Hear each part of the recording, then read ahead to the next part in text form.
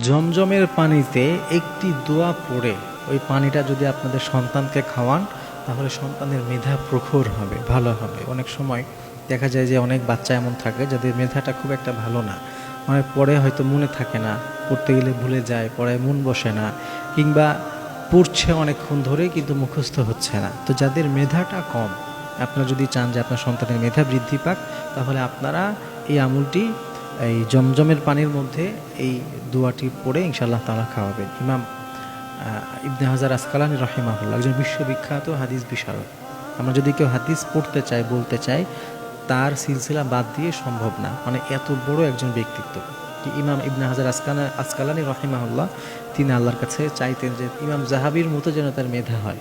তো তখন এই দোয়াটির আমল উনি করেছিলেন, এবং এই দোয়াটি এত চমৎকার দোয়া যেটি নবী করিম সাল্লাল্লাহু আলাইহি ওয়াসাল্লাম নিজে একজন সাহাবীকে এই দোয়া করেছিলেন। আর ওই সাহাবী আমাদের সময় পর্যন্ত, আজকে পর্যন্ত পৃথিবীর ইতিহাসের সব থেকে বিখ্যাত মুফাসসির হয়েছেন।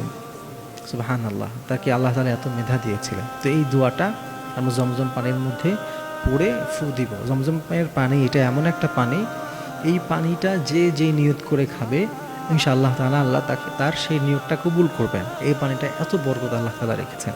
তাতে জমজমের পানির মধ্যে আল্লাহুম্মা ফাক্কিহু ফিদ্দীন এটা পড়বেন বেজোড় সংখ্যায়, মানে 3 বার 7 বার, এভাবে 21 বার পর্যন্ত পড়তে পারেন। 21 বার আগে পিছে দুরূদ শরীফ পড়ে নেবেন, পড়ে ফু দিয়ে জমজমের ওই পানিটা আপনার বাচ্চাকে খেতে দিবেন।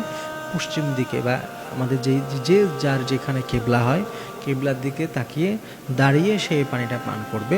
অল্প করে 3 ঢুক করে খাওয়াবেন, এবং এটা কিছুদিন কন্টিনিউ করলে এবং আল্লাহর কাছে দোয়া করতে থাকলে, এবং এই নিয়ত করে যদি সে খায় যে হে আল্লাহ, আমার মেধাটা তুমি বাড়িয়ে দাও, আমার মনোযোগ শক্তি বাড়িয়ে দাও, আমার জেহেন শক্তি বাড়িয়ে দাও, আমার মুখস্থ শক্তি, যেটা পড়ি এটা যেন ভুলে না যায়, এভাবে সে আগে নিয়ত করবে।